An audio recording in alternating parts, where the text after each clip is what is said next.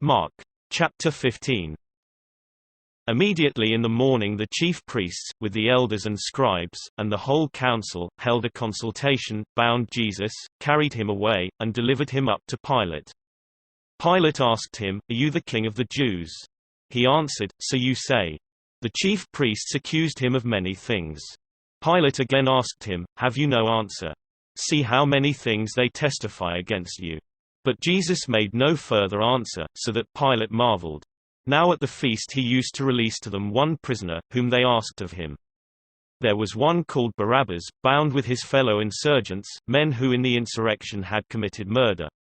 The multitude, crying aloud, began to ask him to do as he always did for them. Pilate answered them, saying, "Do you want me to release to you the king of the Jews?" For he perceived that for envy the chief priests had delivered him up. But the chief priests stirred up the multitude, that he should release Barabbas to them instead. Pilate again asked them, "What then should I do to him whom you call the king of the Jews?" They cried out again, "Crucify him." Pilate said to them, "Why, what evil has he done?" But they cried out exceedingly, "Crucify him." Pilate, wishing to please the multitude, released Barabbas to them, and handed over Jesus, when he had flogged him, to be crucified. The soldiers led him away within the court, which is the praetorium, and they called together the whole cohort. They clothed him with purple, and weaving a crown of thorns, they put it on him. They began to salute him, "Hail, King of the Jews!" They struck his head with a reed, and spat on him, and bowing their knees, did homage to him. When they had mocked him, they took the purple off him, and put his own garments on him.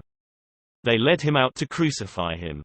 They compelled one passing by, coming from the country, Simon of Cyrene, the father of Alexander and Rufus, to go with them, that he might bear his cross. They brought him to the place called Golgotha, which is, being interpreted, the place of a skull. They offered him wine mixed with myrrh to drink, but he didn't take it. Crucifying him, they parted his garments amongst them, casting lots on them, what each should take. It was the 3rd hour, and they crucified him. The superscription of his accusation was written over him, "The King of the Jews." With him they crucified 2 robbers, one on his right hand, and one on his left. The scripture was fulfilled, which says, "He was counted with transgressors." Those who passed by blasphemed him, wagging their heads, and saying, "Ha!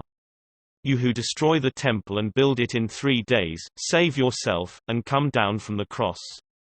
Likewise, also the chief priests mocking amongst themselves with the scribes said, "He saved others.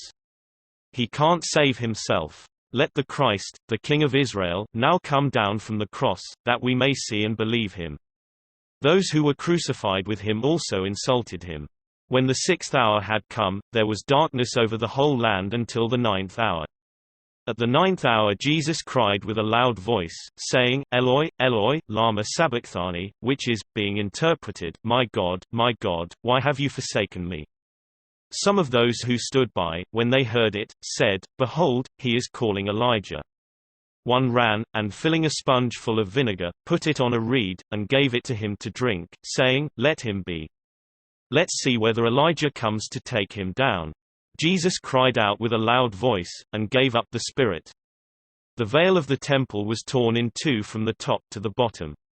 When the centurion, who stood by opposite him, saw that he cried out like this and breathed his last, he said, "Truly this man was the Son of God." There were also women watching from afar, amongst whom were both Mary Magdalene, and Mary the mother of James the Less and of Joses, and Salome, who, when he was in Galilee, followed him and served him, and many other women who came up with him to Jerusalem. When evening had now come, because it was the preparation day, that is, the day before the Sabbath, Joseph of Arimathea, a prominent council member who also himself was looking for God's kingdom, came.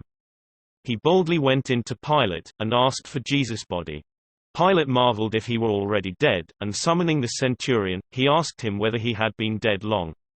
When he found out from the centurion, he granted the body to Joseph. He bought a linen cloth, and taking him down, wound him in the linen cloth, and laid him in a tomb which had been cut out of a rock. He rolled a stone against the door of the tomb. Mary Magdalene and Mary, the mother of Joses, saw where he was laid. Mark.